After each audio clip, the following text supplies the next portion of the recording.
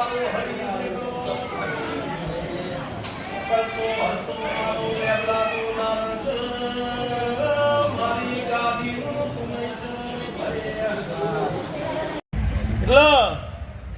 આ તો સ્વાર્થની સગાઈ છે ભાઈ અને સ્વાર્થની દુનિયા છે.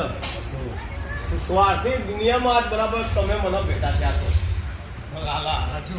આ સ્વાર્થની દુનિયા છે તો કોઈ આવું સ્વાર્થની દુનિયામાં તમે મને ભેટા થયા છો ભાઈ.